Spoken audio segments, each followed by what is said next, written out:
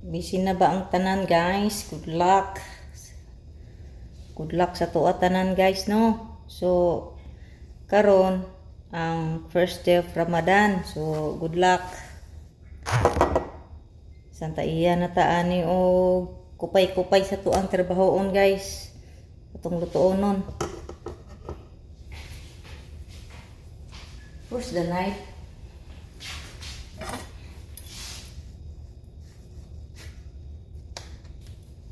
Guys, very beautiful.